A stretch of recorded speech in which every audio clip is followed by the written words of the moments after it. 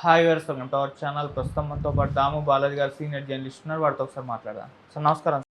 Sir, మహిళల రక్షణ కోసం అని చెప్పేసి గతంలో షీ టీమ్స్ ఏర్పాటు చేశారు కదా, అయితే అలాగే ఇప్పుడు కూడా హీ టీమ్స్ ఏర్పాటు చేయాలని చెప్పేసి బిగ్ బాస్ ఫేమ్ శేఖర్ భాష డిమాండ్ చేస్తున్నారు. ఆయన ధర్నా కూడా చేయడం జరిగింది ధర్నా చౌక్లో.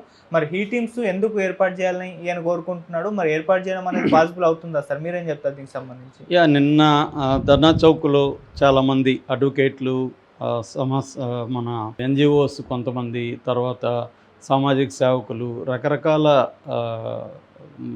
వర్గాలకు సంబంధించిన మనుషులు వచ్చి ధర్నా చేశారు. దీంట్లో ప్రముఖంగా శేఖర్ భాష, బిగ్ బాస్ సీజన్ నెంబర్ 8లో ఆయన పార్టిసిపెంట్. సో ఆయన ఆధ్వర్యంలో ఇది జరిగింది. చాలామంది అయితే అడ్వకేట్స్ కూడా ఉన్నారు దీంట్లో. సో వీళ్ళ డిమాండ్స్ ఏంటి, ప్రధానంగా వీళ్ళు ఎందుకు హీ టీమ్స్ అనే ఒక కాన్సెప్ట్ని పరిచయం చేశారు, హీ టీమ్స్ పెట్టాలని ఎందుకు డిమాండ్ చేశారు, అసలు షీ టీమ్స్ అంటే ఏంటి, వాటి పని ఏమిటి, వీళ్ళు హీ టీమ్ని ఎందుకు అడుగుతున్నారు, ఇలాంటిది ప్రపంచంలో ఎక్కడైనా ఉందా అనే విషయాలు మనం మాట్లాడుకుందాం. యాక్చువల్గా షీ టీమ్స్ అనేది కూడా మన దేశంలో మామూలుగా అయితే ఎక్కడా లేదు. బట్ కేసీఆర్ సింగపూర్ వెళ్ళినప్పుడు అక్కడ అలాంటి సిమిలర్ కాన్సెప్ట్ చూశాడు. స్త్రీల కోసం ప్రత్యేకమైన పోలీస్ టీముల్ని ఆయన అక్కడ చూశాడు. ఇలాంటిది మనం కూడా తెలంగాణలో పెట్టాలనే ఉద్దేశంతో ఆయన అక్టోబర్ 24, 2014లో ఈ కాన్సెప్ట్ని ఇంట్రడ్యూస్ చేశారు. షీ అంటే అర్థమైందంటే safety, health and environment. She అంటే SHE, safety, health and environment.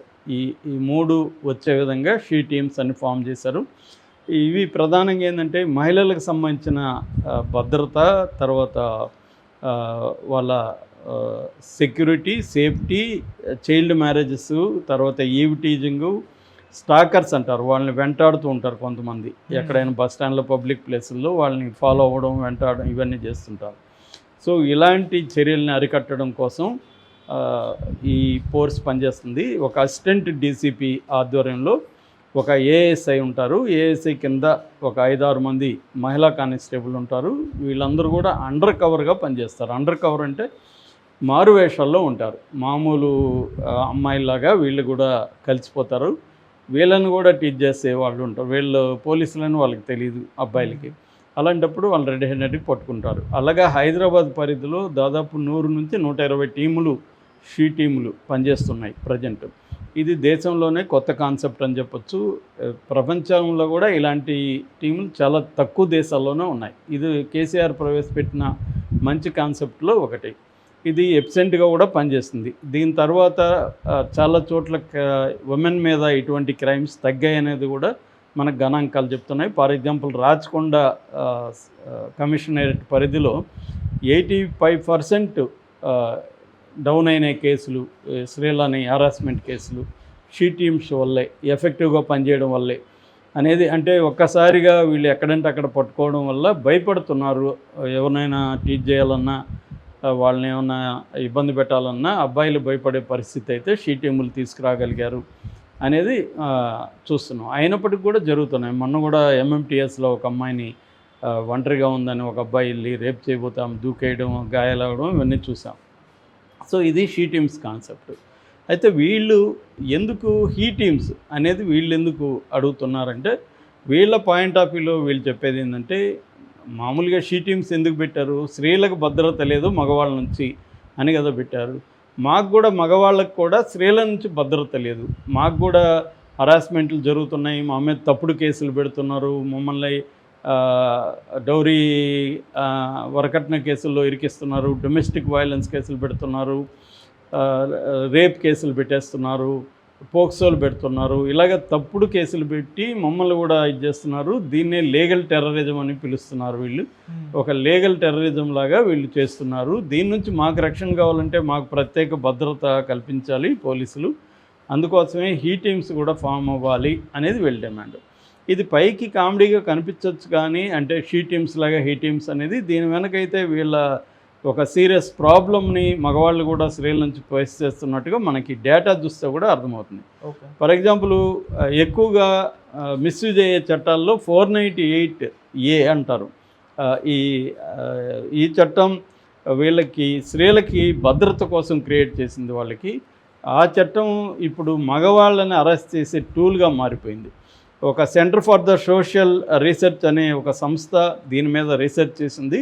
దేశవ్యాప్తంగా ఎన్ని కేసులు ఇలాగా మిస్యూజ్ అవుతున్నాయి అంటే, అక్కడ భర్త ఏమాత్రం అరెస్ట్ చేయకపోయినా అతనికి భార్యకి గొడవలు వచ్చినప్పుడు 498 పెట్టేయడం ఇది జరుగుతుంది. 498A పెట్టేయడం. సో ఈ సంస్థ సెంటర్ ఫర్ సోషల్ రీసెర్చ్ సంస్థ తేల్చింది ఏమంటే, దాదాపు 20% కేసులు ఫాల్స్ కేసులని, అంటే 498 కింద 100 కేసులు, 498A కింద 100 కేసులు పెడితే అందులో 20 కేసులు తప్పుడు కేసులు అనేది వీళ్ళ రీసెర్చ్లో తేలింది. ఇది చాలామంది ఈ మధ్య అతుల్ అనే ఒక అతను, మన అతుల్ సుభాష్ అనుకుంటా, బెంగళూరు, అతను 58 పేజీల లెటరు, తర్వాత సుదీర్ఘమైన గంటకు పైన వీడియో చేసి, సెల్ఫీ వీడియో సుప్రీంకోర్టుకి అప్పీల్ చేస్తూ అతను ఆత్మహత్య చేసుకున్నాడు. తన భార్య తనని ఎలా హరాస్మెంట్ చేసిందో. అలాంటి కేసులు బాగా పెరుగుతున్నాయి. అంటే అబ్బాయిలు వాళ్ళ భార్యలు హరాస్మెంట్ తట్టుకోలేక ఆత్మహత్యలు కూడా బాగా పెరుగుతున్నాయి. రెండవది domestic violence case, domestic violence చట్టం, అది కూడా బాగా దుర్వినియోగం అవుతుంది. మూడవది పోక్సో మీద ఆల్రెడీ మాట్లాడుకున్నాం. ఈ మధ్యనే కోర్ట్ అనే సినిమా కూడా పోక్సో ఎట్లా దుర్వినియోగం అవుతుందని చెప్తున్నారు. అమ్మాయిలైనా అబ్బాయిలైనా 18 ఏళ్ళు లోపల ఉండే వాళ్ళతో లైంగికంగా వాళ్ళ సమ్మతితో కలిసినా కూడా పోక్సో వర్తిస్తుంది. కానీ ఇది ప్రధానంగా అబ్బాయిల మీదనే పెడుతున్నారు. అబ్బాయి అమ్మాయి ఇద్దరు 18 ఏళ్ళు లోపల వాళ్ళైనా, వాళ్ళిద్దరి మధ్య లైంగికంగా జరిగిన అబ్బాయే నేరస్తుడిగా పెట్టేస్తున్నారు ఈ కేసుల్లో. కాబట్టి అమ్మాయే అబ్బాయిని రెచ్చగొడుతుంది, సెడ్యూస్ చేస్తుంది, అబ్బాయి రంగంలో దిగుతాడు. సో ఇద్దరి మధ్య రొమాన్స్ జరుగుతుంది. ఇది ఇంట్లో తెలిసేసరికి అమ్మాయిల తల్లిదండ్రులు వెళ్ళి పోక్సో కేసు పెట్టేస్తున్నారు. అబ్బాయి జీవితం నాశనం అవుతుంది. తప్పు ఎవరిదంటే ఇద్దరిది. ముందు అసలు అమ్మాయి కదా సెడ్యూస్ చేసింది. ఇలాంటి కేసులు హైకోర్టులే అనేక సార్లు దీని మీద మాట్లాడాయి. సో అందుకని అమ్మాయిల సెక్స్ ఏజ్ని 16 ఏళ్ళకి చేయమని కూడా అనేక హైకోర్టులు సెంట్రల్ గవర్నమెంట్కి విజ్ఞప్తి చేశాయంటే మనం దీంట్లో ఉండే సీరియస్నెస్ అర్థం చేసుకోవచ్చు. ఇక మూడవది డైవర్స్ అండ్ అలిమోనీకి సంబంధించి చాలామంది డైవర్స్ ఎందుకు అడుగుతున్నారంటే, పెళ్లి చేసుకోవడం, రిచ్గా ఎన్ని చూసి పెళ్లి చేసుకోవడం, ఏదో ఒక వీళ్ళకి ఇష్టం వచ్చిన అబ్బాయిలతో తిరగడం, దాంతో భర్త గొడవ చేస్తే వీడి మీద కేసు పెట్టడం. ఎలిమోనీ అంటే భరణం కింద డబ్బులు లాగడం. అంటే వాళ్ళని ఇంటిల్లిపాదిని, వాళ్ళ చెల్లెల్ని, వాళ్ళ అమ్మని, నాన్నని, ముసలి వాళ్ళని అందరిని పెట్టేయడం, అరెస్ట్ చేయడం. ఇప్పుడు కోర్టు బయట పరిష్కారం. కోర్టు బయట నాకు 2 కోట్లు 3 కోట్లు వాళ్ళ ఆస్తిని బట్టి ఇస్తే నేను విత్డ్రా చేసుకుంటాను అనడం. ఇలాంటి కేసులు కూడా బాగా పెరిగిపోయినాయి. డైవర్స్ అండ్ భరణం కేసులు కూడా. అందుకని ఇవాళ చాలామంది పెళ్లి చేసుకునే ముందే అగ్రిమెంట్లు రాసుకొని పెళ్లి చేసుకుంటున్నారు. మన ట్రంప్ తెలుసు కదా, ట్రంప్ కూడా ఇవాంకాని పెళ్లి చేసుకోకముందు ఇలాంటిది అగ్రిమెంట్ రాసుకొని పెళ్లి చేసుకున్నాడు. కోయిన్ అనే వాళ్ళ గురువు అడ్వకేటు ఈ సలహా ఇస్తే దాన్ని బట్టే చేసుకున్నాడు. అట్లాగే సమంత విషయంలో కూడా నాగార్జున ఎలా రాయించుకున్నాడు అనేది కూడా వార్త అప్పట్లో వైరల్ అయింది. ఇది ఇప్పుడు ఈ మధ్య ఏమవుతున్నారంటే, అందరూ భర్తలు హుషారుగా పెళ్లి చేసుకోకముందే అగ్రిమెంట్లు రాసుకుంటున్నారు. ఒకవేళ మనం విడిపోతే నేను ఇంత ఇస్తాను, లేకపోతే ఇంత ఇవ్వను, దానికి నాకు సమ్మతి అంటేనే నువ్వు పెళ్లి చేసుకోని. ఎందుకంటే ఆ స్థాయిలో కేసులు పెరుగుతున్నాయన్నమాట. మూడవది వర్క్ ప్లేస్ డైనమిక్స్.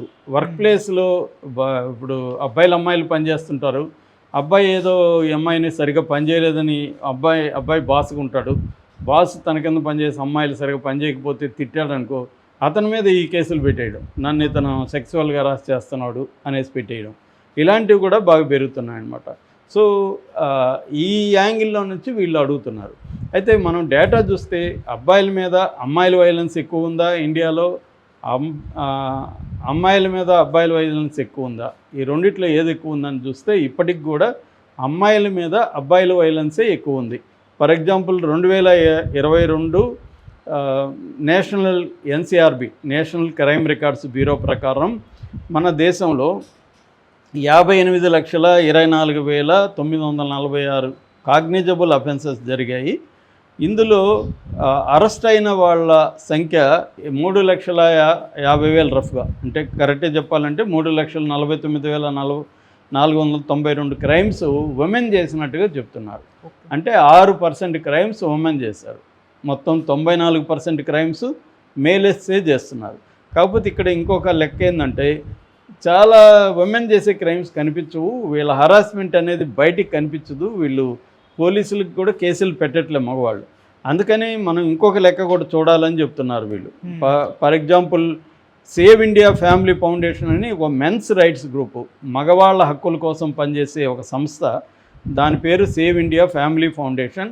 వాళ్ళు చెప్తుంది అంటే దాదాపు 40% మగవాళ్ళ ఆత్మహత్యలకి వీళ్ళే కారణం. అందుకని మనం లెక్కలు తీస్తే 2022లో మగవాళ్ళు ఎంతమంది చనిపోయారు, ఆడవాళ్ళు ఎంతమంది చనిపోయారు అని చూస్తే ఆత్మహత్యలు చూస్తే 45,026 మంది ఆడవాళ్ళు ఆత్మహత్యలు చేసుకుంటే మగవాళ్ళు 97,912 మంది, దాదాపు డబుల్గా మగవాళ్ళు ఆత్మహత్యలు చేసుకున్నారు. ఈ ఆత్మహత్యలు ప్రధానంగా ఫ్యామిలీ రిలేటెడ్ కారణాల వల్లే చేసుకున్నారు. ఇందులో దాదాపు 40% కేసుల్లో మగవాళ్ళని స్త్రీలే ఇండైరెక్ట్గా ఇది ఆత్మహత్య కాదు హత్యే అని ఈ సంస్థ రీసెర్చ్ చెప్తుంది. అంటే ఈ మధ్యకాలంలో ఏమైందంటే స్త్రీలు మగవాళ్ళ మీద చేసే హింస పెరుగుతోంది. అంటే గత 4 ఏళ్లలో 4% నుంచి 6%కి పెరిగింది. ఇది మనకి ఎక్కువ పెరిగినట్టు కనిపిస్తుంది కానీ